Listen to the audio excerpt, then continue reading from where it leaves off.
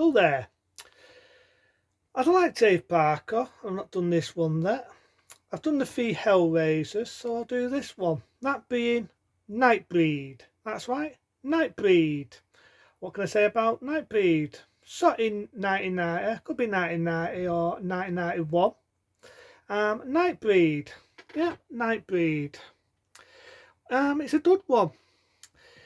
Now, I remember hearing a rumour, right, that X-Men, they was going to make an X-rated version, not being porn. I mean, they was going to make an X-Men, a DC comic, but one made for adults. Now, in 1990, again, it'd be right one under there, in 1990, they already did it. They already did it. You know what it was called? It was called Nightbreed. This is like another version of a DC comic. Honest, I mean it. It's like an other version of DC comic. What do I mean by that?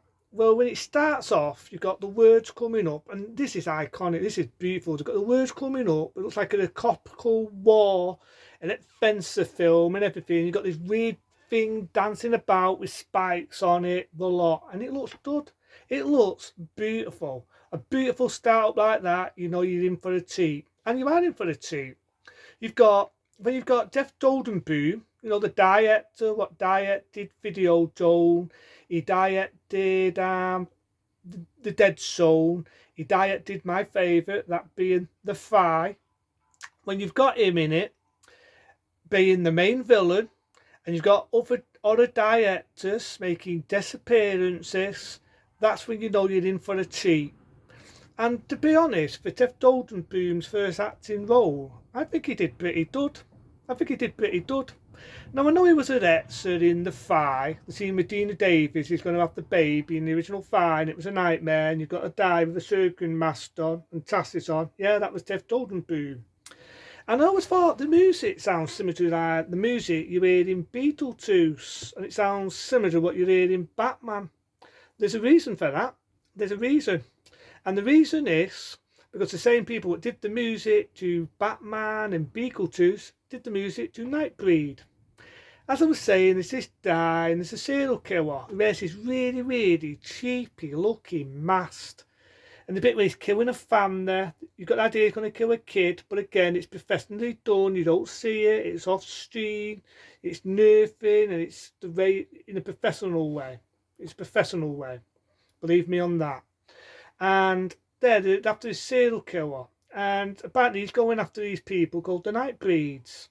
You've got one with spikes on it on her, beautiful, to get spikes out. You've got one that can blow smoke, and they turn at night. And there's, in many ways, they're like vampires. If the sun touches them, it can kill them.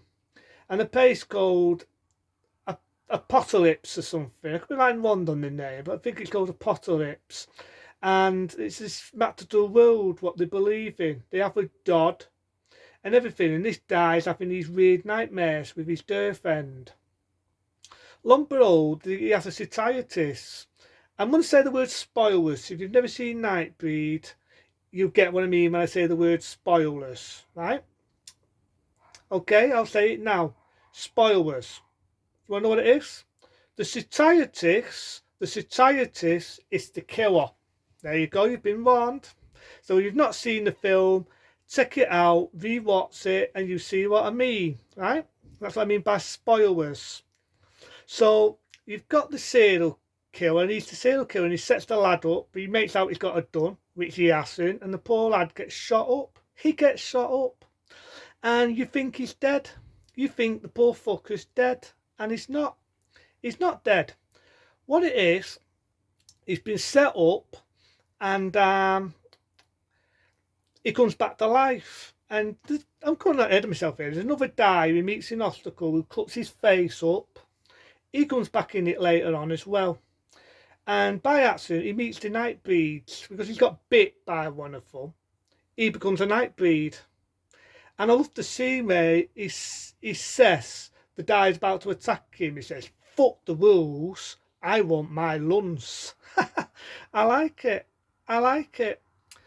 And he does meet the Dur again, who's his girlfriend, and then it becomes a bit like an action and adventure film. You've got the evil guys, the societies, getting an army, and basically trying to kill the Nightbreeds. You know what I mean? He's trying to kill them and he's trying to destroy the world, which I call apocalypse. I mean, it does have a name for it. I'm just trying to think of the name. But again, Nightbreed, it's a duddon. It's a duddon. I like the effects, I like the teasers, and I like the fact that all the special effects and all the monsters, what are called the Nightbreeds, is all done practically. All done with practical, decent, practical special effects, which you're never going to see no more. Never going to see. I mean, I like the X-Men, but X-Men was all CGI, computer day. This, on the other hand, is practical effects. There's some noise downstairs, some people have just come in. Right, so it's all done by practical special effects. You know what I mean? And I love the practical special effects. I love the way it looks. I love the shot of it. I just love the way it's done. And like I say, for Jeff Goldblum's first role as a director, I don't think he does a bad job. I do not think he does a bad job. I mean, I just love the imagination in it. You've got one gold moon face, and they actually destroy the actual city. They destroy the city, the villain tries to destroy them, and the bad guy gets his triumphance. He fights with our main character. They have an epic fight, and he dies, he gets killed, and I love it. I love it. I just love the moon face, I love the woman. There's a woman, right, and the main character's in prison, right? The main character's in prison. How does she get him out? She has these spikes. She tisses to die. Smoke comes into his mouth, and the poor guy gets it, and he dies. He actually gets killed. She shoots spikes out and kills people. It's definitely bloodthirsty. It's definitely gruesome. You've got to see, man. You've got to see, man. You've got the army, and they're trying to kill. They're trying to kill people, right, left, right, and centre. They're getting their heads cut off. You've got this big chubby one. These big, what's his called, leech, by the way. The leech has come out and kills one of the main characters, right? And not only do you get one gold leech, you've got other ones, and I say they kill the arm. And I give Dave Parker his due. I give him his due. He definitely doesn't hold back on the blood and door. Definitely doesn't hold back on the blood and door. No, it doesn't hold back on the door, and that's what I like about it. So it's definitely fine, and yeah, I like Nightbreed. Like I say, the villain falls to his death, being played again by Jeff Goldblum. Sad to say, the Apocalypse gets destroyed, and they're stuck now, and they're trying to find a new area, which is the Nightbreeds, and they're basically trying to find a new place. And then I like Nightbreed. Again, it was shot in 1990. I've just had a look up the month. I'm looking on my computer now. Yeah, it was 1990. If you can ever find Nightbreed, you're a duddon. You're a duddon, because I actually like Nightbreed. It's definitely a dud film. It definitely doesn't hold back on the blood and the door. This to me is X-Men, but X-Men if it was rated 18. Into then, I'll do more movies and more movie reviews on the way. Into then, be smart, be safe, and I'll see you soon.